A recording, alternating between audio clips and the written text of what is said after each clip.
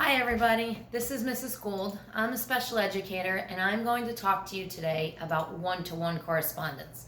Now you may not even know what one-to-one correspondence is, but it is the very beginning skill that helps students and children understand how to count. So it kind of is the basis of giving numbers real life meaning. So it is essentially learning that this one item is one and it represents one. So it's one to one. So one-to-one correspondence helps us with things like my mass pile of pennies right here. Okay. I have a bunch of them. So learning one-to-one is being able to take a penny and understanding that this one penny represents one thing. And this one penny represents one thing. And this one penny represents one thing. So if you look in my egg tray here, we can see that I have multiple, or not egg tray, ice tray. We have multiple areas where we can represent one item. Okay, but this then leads to being able to count 1, 2, 3, and counting with that one-to-one correspondence. But we're not there yet. That's a lesson for a different day. But I wanted to make sure that everybody kind of understood what we were talking about when I used the terms one-to-one. Clean up my pennies. And I said egg tray, and when you're practicing this later on, you can use ice tray, egg tray, any kind of tray that you want to use.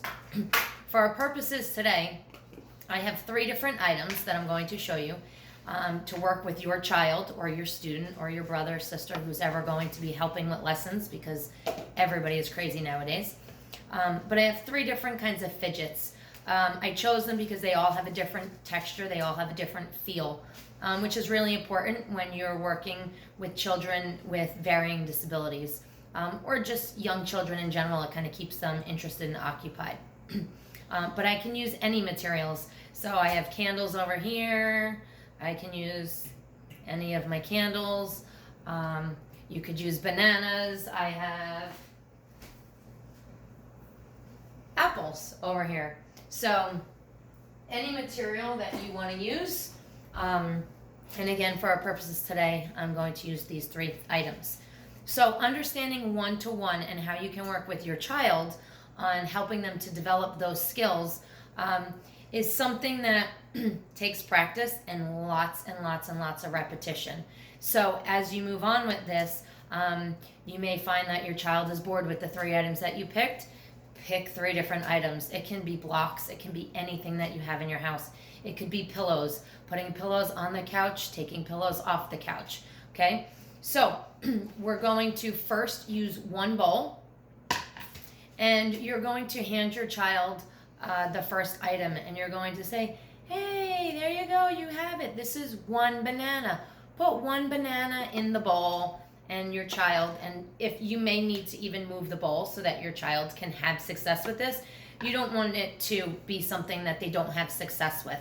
So even if they're still holding on to it, you put the bowl over and gently help them to open their hand and drop the banana in the bowl.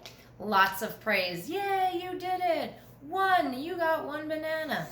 Then you're going to put the second item in their hand, or allow them to touch, feel, and grab it themselves, depending on your child's individual needs. Give them the other item. Yay, you have a bean bag. 1 bean bag, put it in the bowl, and the bean bag goes in the bowl. Yay!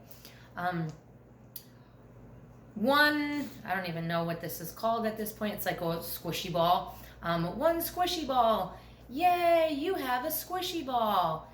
Squishy balls feel nice. 1 squishy ball, put it in the bowl. Yay, you did it. You can do this with 3 items. You can do this with 5 items. You can do this with 10 items. It really all depends on the engagement level of your child. After the items go into the bowl, you're going to want the children to take the items out of the bowl. And this is just one way of doing it. So from this point, you can say, take 1 item, and you can help guide their hand, put it into the thing, help them touch and grab 1 item, and say, make sure they only have 1, and say, yay, you have one beanbag.